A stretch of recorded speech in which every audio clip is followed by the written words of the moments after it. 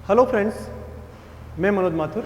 आज हम class 9th में एसएसटी के अंदर भारत की झीलों के बारे में पढ़ेंगे। पहली बात कि झीलें क्या होती है, मुख्यतया झील क्या होती है। झील के बारे में जैसे मैं आपको बताऊं कि पृथ्वी की सतह के गर्त वाले भागों में जहां जल जमा हो जाता है वो क्या कहलाती है, झीलें कहलाती है। यानी कि कहने का मतलब मेरा क्या है कि पृथ्वी की सतह के गर्त वाले भागों में जहां जल जमा हो जाता है, यानी बड़े बड़े गड्ढे आदि हो जाते हैं, तो बड़े जो गड्ढे होते हैं जहां पर गर्द मतलब गर्त वाले भाग जहां जल जमा हो जाता है वो क्या कहलाता है, झीलें कहलाती है। और भारत में बहुत सारी झीलें हैं। हम सभी जानते हैं कि भारत में बहुत सारी झीलें हैं और ये झीलें एक दूसरे से आकार तथा अन्य लक्षणों में भिन्न हैं। मतलब ये झीलें क्या है, आकार तथा अन्य लक्षणों में अन्य से भिन्न है। मतलब प्रत्येक झील दूसरी झील से भिन्न है। जैसे मैं आपको बताऊं, कुछ झीलों का निर्माण हिमानियों से हुआ है, कुछ का निर्माण नदियों से हुआ है, कुछ का निर्माण ज्वालामुखी जब शांत हो जाता है तो उनका जो खड्डा होता है, ज्वालामुखी के खड्डे, उसके कारण हुआ है। और राजस्थानी इलाकों में कुछ रेत के टीलों के मध्य में जो बड़े बड़े गर्त बन जाते हैं उनके कारण कुछ झीलों का निर्माण होता था। तो झीलें क्या है, अलग अलग तरह से होती है। यानी कि कहने का मतलब कि भारत में बहुत सारी झीलें हैं जो आकार तथा अन्य लक्षणों में अन्य झीलों से भिन्न है। अधिकतर झीलें मुख्य रूप से, जो मुख्य बात मैं आपको बताऊं कि अधिकतर झीलें स्थायी होती है।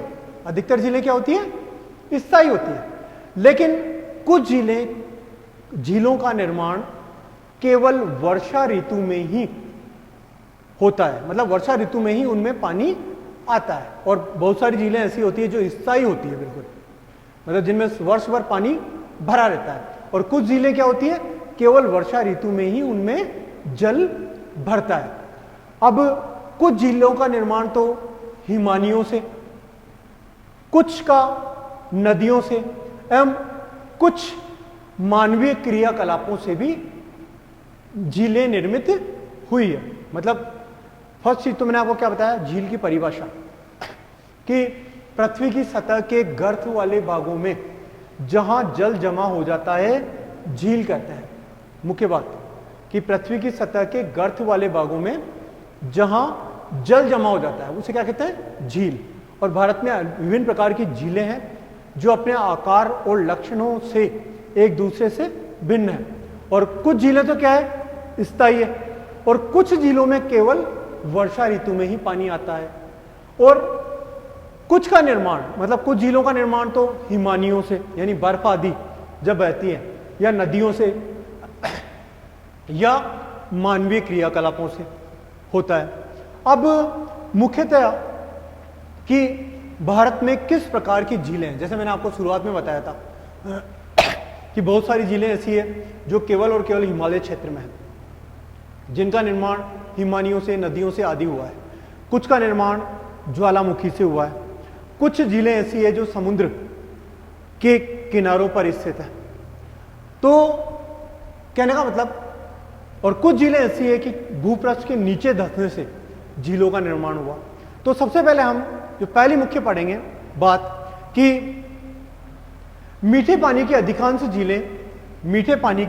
झीलें हिमालय क्षेत्र में स्थित है।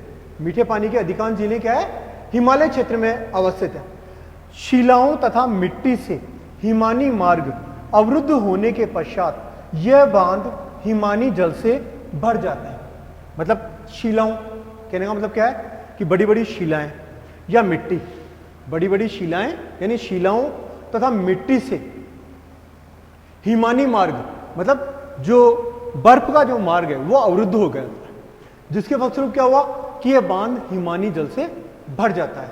और इस प्रकार की झीलें कुमायूं तथा हिमाचल क्षेत्र में अधिक है।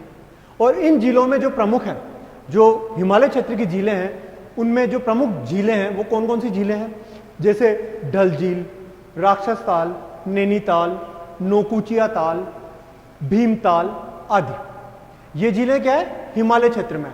और इन झीलों का निर्माण किस तरह से हुआ है कि शिलाओं तथा मिट्टी से हिमानी मार्ग अवरुद्ध होने के पश्चात यह बांध हिमानी जल से भर जाते हैं और इस प्रकार की अधिकतर झीलें कुमायूं तथा हिमाचल क्षेत्र में अधिक है। और इन झीलों के नाम क्या है, जैसे डल झील, राक्षस ताल, नैनीताल, नौकुचिया ताल, भीमताल आदि प्रमुख है। इसी प्रकार हम दूसरे जो पढ़ते हैं वुलर झील के बारे में हम पढ़ेंगे। दूसरी जो हम पढ़ेंगे वो मुख्यतः वुलर झील, जो कि भारत की सबसे बड़ी मीठे पानी की प्राकृतिक झील है, वुलर झील। अब उसका निर्माण किस तरह से हुआ कि भूपृष्ठ के नीचे धंसने से कश्मीर की वुलर झील का निर्माण किया गया, है ना बेटा, है ना, कि भूपृष्ठ के नीचे धंसने से कश्मीर की वुलर झील का निर्माण हुआ। और वुलर झील यानी क्या हुआ कि वुलर झील क्या है, भारत की मीठे पानी की प्राकृतिक झीलों में सबसे बड़ी झील वुलर झील है, जो कि मीठे पानी की प्राकृतिक झील है, सबसे बड़ी। इसी प्रकार तीसरी जो मुख्य मैंने आपको बताया था, जैसे ज्वालामुखी, कि ज्वालामुखी के शांत हो जाने से होने के पश्चात उसके मुख में जल एकत्रित होने से भी लोनार झील का निर्माण हुआ। लोनार झील यानी महाराष्ट्र, लोनार झील यानी महाराष्ट्र, कि लोनार झील का निर्माण किस तरह से हुआ, यानी महाराष्ट्र की लोनार झील की ज्वालामुखी के शांत होने से उसके मुख में पानी भर जाने से महाराष्ट्र की लोनार झील का निर्माण हुआ। इसी प्रकार कुछ झीलें ऐसी होती है जो समुद्र से अलग होती है, यानी समुद्र के किनारे पर स्थित होती है। तो वो किस तरह से कि नदियों के मुहाने पर समुद्र की धाराएं, यानी नदियों के मुहानों पर समुद्र की धाराएं बालू मिट्टी के टीले बनाकर जल क्षेत्र को समुद्र से अलग कर देती है। और ऐसी अनेक झीलें भारत के समुद्री तटों पर बहुतायत से मिलती है, यानी समुद्री तटों पर जो झीलें बनती है उसका निर्माण किस तरह से होता है कि नदियों के मुहानों पर समुद्र की धाराएं बालू मिट्टी के टीले बनाकर जल क्षेत्र को समुद्र के क्षेत्र से अलग कर देती है, जिसके फलस्वरूप क्या होता है कि ऐसी अनेक झीलें समुद्री तटों पर बहुतायत से मिलती है। अब कौन कौन सी झीलें, जैसे उड़ीसा की चिल्का झील, नेलोर की पुलिकट झील और आंध्र प्रदेश की कोलेरू झील। यानी उड़ीसा की तो कौन सी हो गई, चिल्का झील, उड़ीसा की चिल्का झील, नेलोर की पुलिकट झील और आंध्र प्रदेश की कोलेरू झील। आंध्र प्रदेश की कोलेरू झील इस प्रकार का उदाहरण मानी गई है। मतलब कहने का मतलब मेरा क्या है कि नदियों के मुहाने पर समुद्र की धाराएं बालू मिट्टी के टीले बनाकर जल क्षेत्र को समुद्र से अलग कर देती है। और ऐसी अनेक झीलें समुद्र तटों पर बहुतायत से देखने को मिलती है, जिनमें उड़ीसा की चिल्का झील, नेलोर की पुलिकट, आंध्र प्रदेश की कोलेरू झील प्रमुख है। इसी प्रकार इसी संदर्भ में हम आगे बढ़ते हैं कि पश्चिमी राजस्थान के मुख्यतः क्या, पश्चिमी राजस्थान कि पश्चिमी राजस्थान के मरुस्थलीय क्षेत्र में बालू मिट्टी के टीलों के बीच नीची भूमि में वर्षा जल एकत्रित हो जाता है। इस प्रकार से ये क्या होती है, झीलों का निर्माण हो जाता है। मतलब कहने का मतलब क्या है कि पश्चिमी राजस्थान के मरुस्थलीय क्षेत्र में बालू मिट्टी के टीलों के बीच नीची भूमि में वर्षा जल के भर जाने से कुछ झीलों का निर्माण होता है। जैसे राजस्थान की जो खारे पानी की झीलें हैं, जैसे सांबर, डीडवाना, सांबर, डीडवाना, पचपदरा,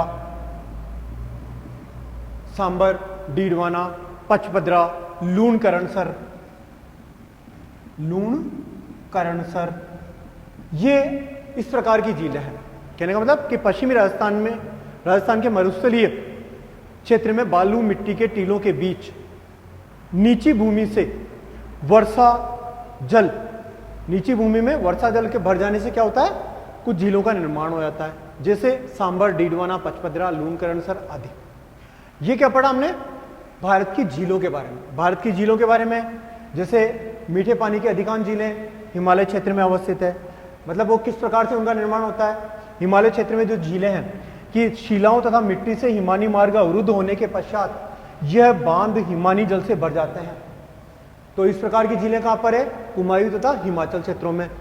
इनमें कौन कौन सी, डल झील, राक्षस ताल, नैनीताल, नौकुचिया ताल और भीमताल आदि।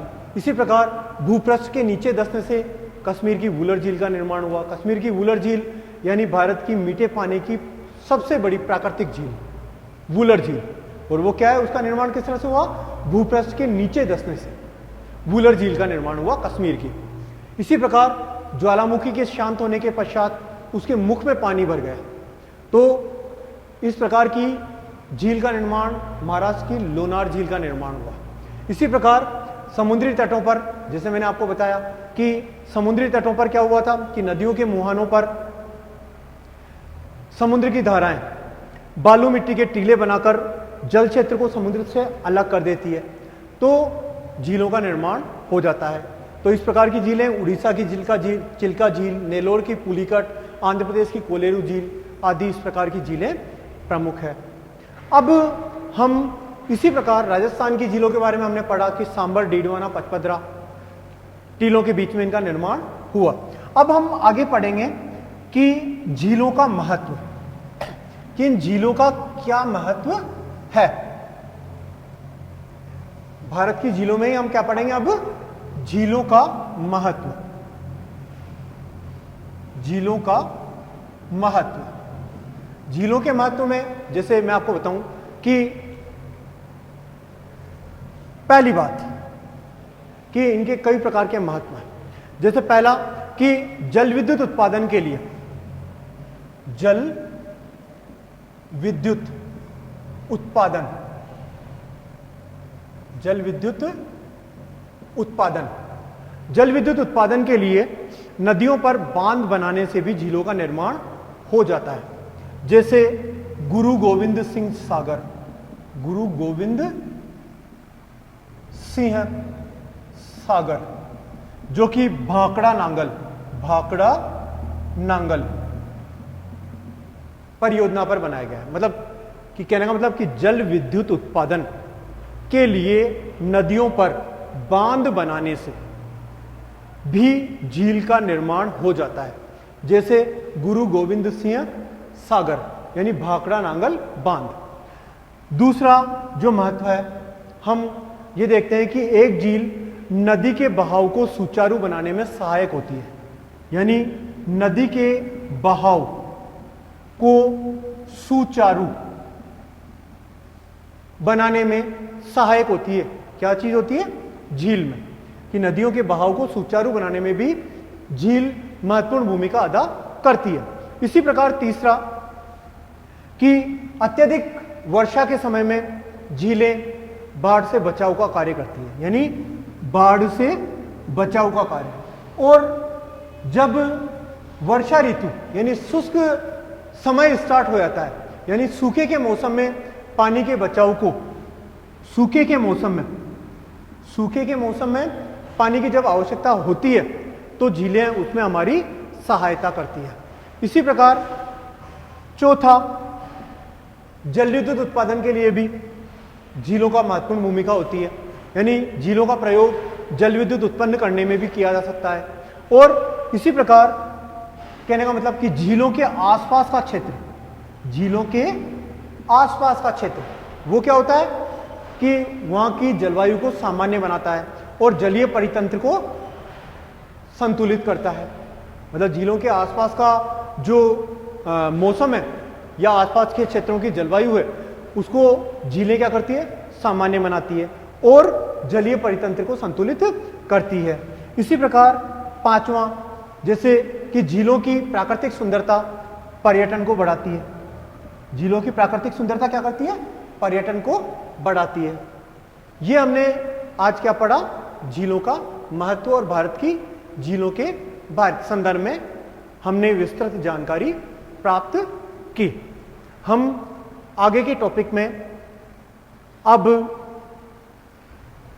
राजस्थान की नदियों के बारे में विस्तृत रूप से पढ़ेंगे।